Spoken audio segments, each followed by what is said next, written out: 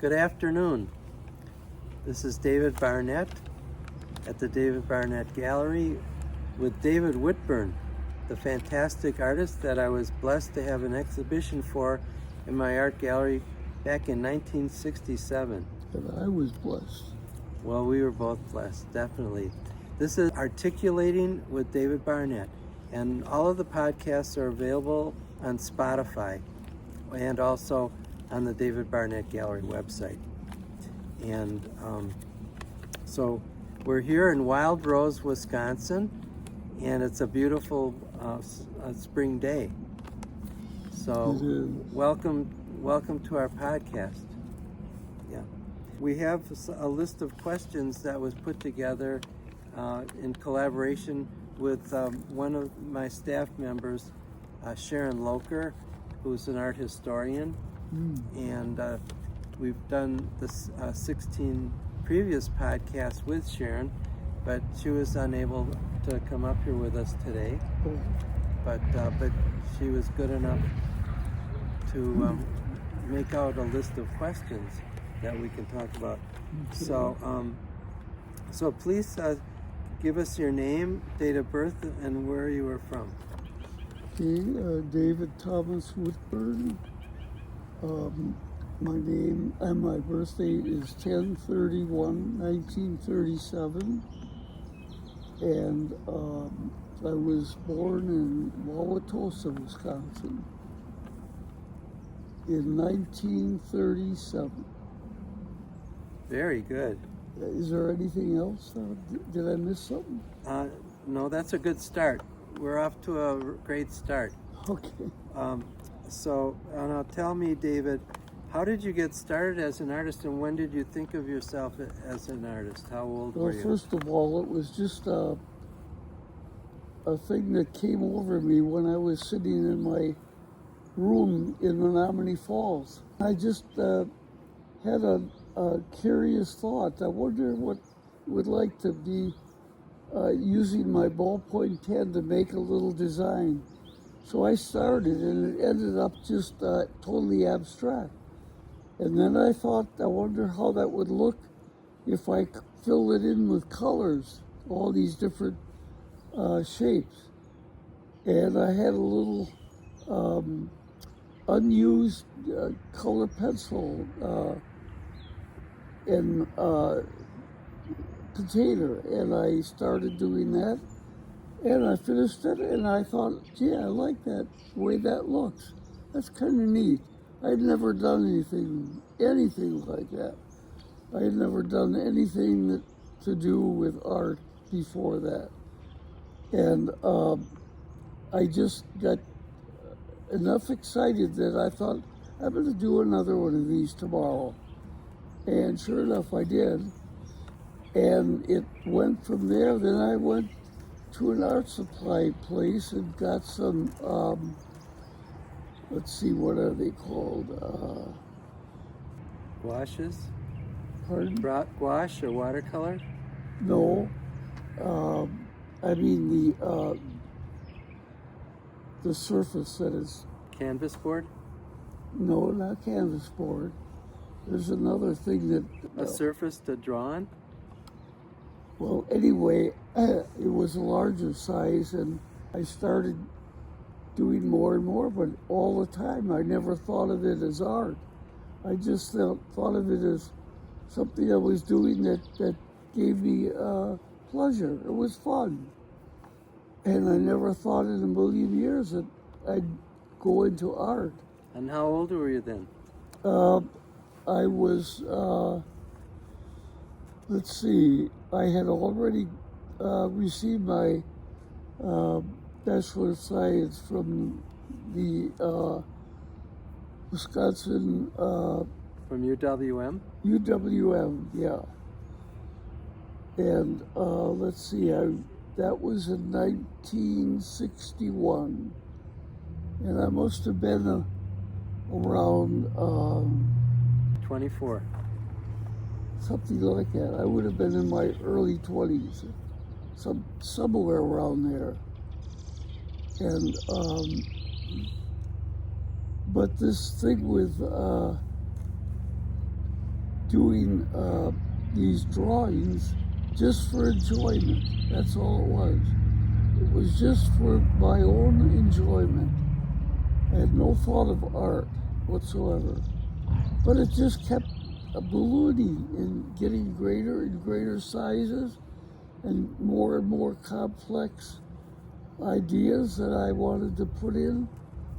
So it went into the place where I came to a sudden stop finally. I called that painting, or not painting, well, it was a color painting, color pencil painting. And I called that piece impasse.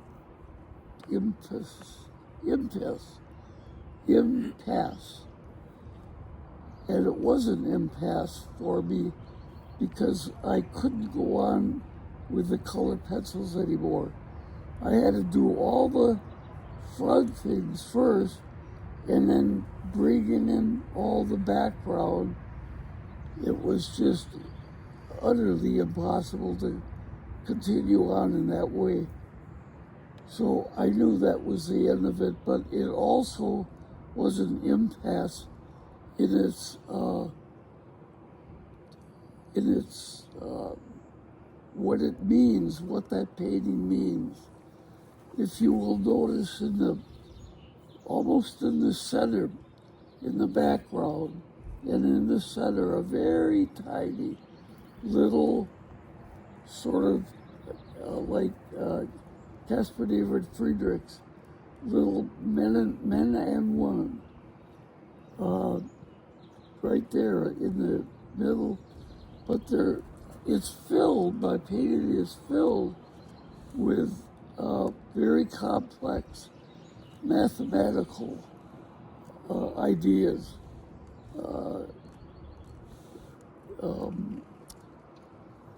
Just every kind of, I'm trying to think of trigonometry and geometry and calculus especially.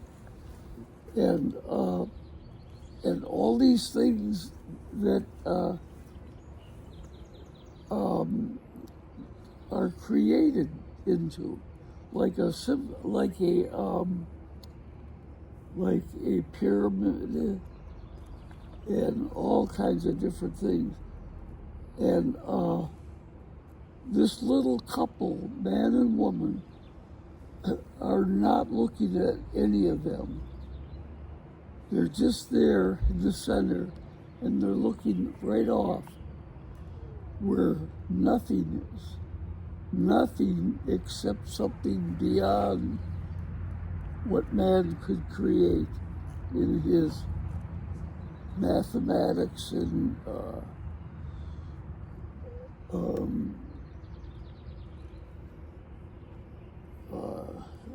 I'm having a hard time. That's okay. So tell me, what was the influence of Caspar David Friedrich? What was it about his work that influenced you? Great. My home care worker has a little painting that I did, which I call homage to Caspar David Friedrich. It's a very small one, about this size, and it's very different, but I have used all the elements that Caspar David Friedrich always used, like a dead tree,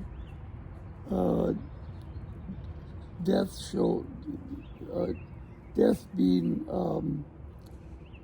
shown in the form of a dead tree, and a little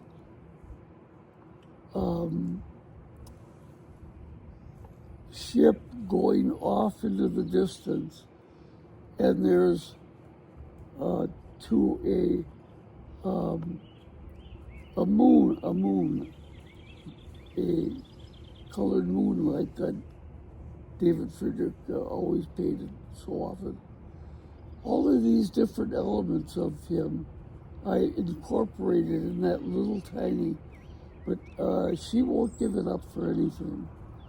She will not give it up. Who has that now? my home care worker. Where is she located? She's located in Milwaukee. Okay. Well, we might need to have a conversation with her at some point in time. Kathy Schwartz. Kathy Schwartz, okay. Her husband just died recently. Stevens Point. Oh, Stevens, okay. Okay, very good. So now, the next question is, in addition to Friedrich, who other artists influenced you and why? As far as modern artists are concerned, I think my biggest love for them was with Yves Tanguy. Yves Tanguy, okay. And French surrealist. We were just looking at the original signed Yves Tanguy etching that I have at my home. You have I originals? do, yes. Right. I was showing it to my Jane goodness. this morning before we came here. Oh, wow. Yeah. Would I love to see a picture of those. Do you have any? I can get that to you. Oh, man. Yeah. And the other one would be Kandinsky. Kandinsky? Kandinsky, that's it. Kandinsky. Yeah. So of course Kandinsky has always been one of my favorite artists as well. Is he? Yeah. Well, Yeah. we share two of them Right. as being favorites. And I'm Ukrainian.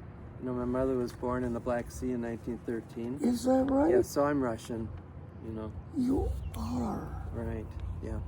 And so Wonderful. Kandinsky, growing up, my mantra was, I would give my right arm for the Kandinsky in the Milwaukee Art Museum. Oh, yeah. Well, the good news is the museum has the painting and I still have my right arm. But it's in the Bradley collection there, and it's one of the greatest, in my opinion, from around 1910. Roughly. I made Major many trips to the Milwaukee Art Museum when I was going, no, this was just shortly after college. And they had a touring Yves Tanguy. It was a very large one, and it had a very strange title, not by water, not by air, not by fire, something like that. A very strange title, and it didn't seem to have any relation to the painting itself. But that's the deal with surrealism. Right. Look at Rene Magritte. Yeah, There's that's a classic example of that. Exactly what you're saying, for sure. Yeah. So, in terms of your style and your stylistic development, you also have a very prominent visualization with science fiction. Yes. So tell me about what has promoted you to paint the way you do. You know, science fiction, when I first saw that movie, The War of the Worlds, it just knocked me off my feet. And I had to get the book right away by H.G. Wells, and I read that. And that got me into the world of science fiction. And the more I read about other worlds, I mean, we're just one world of an infinity of worlds. God created an infinity of his creation, because the Bible says even that God is infinite. And therefore, I'm sure his creation must be infinite. There are no ends of other worlds out there. First of all, there are no end of other suns of all kinds of temperatures and colors and sizes. There are every kind you can imagine of suns. And those suns, it has now just recently been proven and revealed that these other suns do have other worlds circling them, just like our sun has our solar system. it's exciting in the news because it showed it, this black little image of this circling planet, circling it. So we know other suns have other worlds. So how many other worlds? Probably an infinite number, or at least approaching that. Mm-hmm. And that to me is so exciting, and it spurs my imagination. I love to wonder what might one of those be like, and I begin to get an idea for it and make a little sketch maybe. But I get moving away from the color pencil. I start painting with oil paintings. So, who was the famous actor that starred in the War of the Worlds? That was Gene Barry. What year was that? Gene Barry. And the woman was Anne Robinson. Okay. Very good. Wow. All right. So you have dates listed on the back of each of your artworks. So what was it that encouraged you to decide to log all this information on each work? Very thorough documentation. You think I did? Yes. Oh, it's been quite a while since I've seen them. Okay. And I just wanted to Was it your genius in mathematics that you were writing all these numbers down, or what? Yeah, and well, one thing is you took an interest in my art. It was called the Wisconsin. What was your art gallery name? Wisconsin? David Barnett Gallery. No, that came later. Grand Avenue Gallery. That's it, the Grand Avenue Gallery on Wisconsin Avenue. Right, but when we had your show, I had already changed the name from Grand Avenue Gallery to David Barnett Gallery. Huh? Yeah, thanks to your nephew giving me the announcement from the show that he found at your house. Oh yeah. He's been very helpful. Huh. You mean Keith? Keith, yep. Keith has Okay. been very helpful. Thank you, Keith. Yeah, thanks. Yeah. So Anyway, was it common for you to go back to a painting and alter it at a later date? You know, there's a lot of things that if I had my eyesight, which I don't have anymore, I'm macular degeneration and I'm legally blind, so I can barely see. I have a little peripheral vision. I can make out the biggest forms, but no smaller forms, like I can't see anybody's face. Like, what do you see now? I can see that building, of course. I can see there's a tripod. I can see the three of you as bodies, but I cannot see your faces at all. That's okay. With me, you're not missing anything. As an artist, how has that affected you, and how do you feel about losing your eyesight? Well, I can't even express how tremendously bad it makes me feel.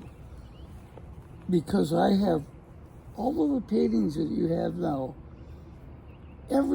almost every one of them I want to work on yet. Because I see things now that I would like to add or even subtract. And I'm just anxious to get to them and make them a better painting, just for that sake, for the sake alone of making them a better work of art. That's all. Well, I think that's a universal trait with many artists. I think so. It's like, we tend to be our own toughest critics. Yep. And perfectionistic with our work, and it's like we're never satisfied with it. Right. And it's like, can always do better. That's very true. But the truth is, You have to stop someplace. But the truth is, your work is great the way it is, Yeah. and so you should, be happy that way. The people that are going to be viewing your work now will be very thrilled to see it. And so now your color palette tends to be very bright and vivid colors. Yeah. What is it that you enjoyed so much about all the color? The colors, I just am in love with color. My favorite artist, Tanguy, my favorite works of his are his middle period. That's where he introduced a lot of different, like jewel-like colors, beautiful rubies and Cadmiums and colors like that? blues, Reds and anyway. yeah. Because Tanguy, as we both know, a lot of his work was very monochromatic. Yes, using a his lot of first and whites, his grays, last. and blacks, That's and right. which is a French technique called engraissé, Yeah, where you primarily work, as you know, with black, white, and gray. That's right. So- And his last works were pretty much like that. Mm-hmm. That's why I said I liked his middle period the best, because that's where he did introduce those beautiful jewel-like colors of sapphires and emeralds, rubies, and so on. Mm-hmm. And I just love that. I fell in love with those colors, and I wanted to do that on my own works. Yeah. So now tell me about how the David Barnett Gallery had an impact on your career, and how we met. And Well, it was fantastic. I mean, without David Barnett and his interest in my work, my work would still be just a simple, the idea of doing something that I love to do. And it would have remained that, just as like a hobby, you might say. But it was David Barnett who took that initial interest, and my brother Joel was able to get David Barnett to come over to my little apartment room and look at my works. And when he saw him, he liked him. And that was the first time I'd ever had any introduction to any kind of art gallery. But this man took an interest in my work, and when some of my paintings I let him take to his art gallery, of course I would let him. And I always remember walking into his art gallery, and he and another man who I don't know who that was, another man had a couple of my dreamscapes, color pencil paintings on the floor, and they were on the floor, and they were examining them and looking at them very hard. And I never had anybody take such an interest. And then it floored me when David Barnett said this to me: I would like to have a one-man art show for you.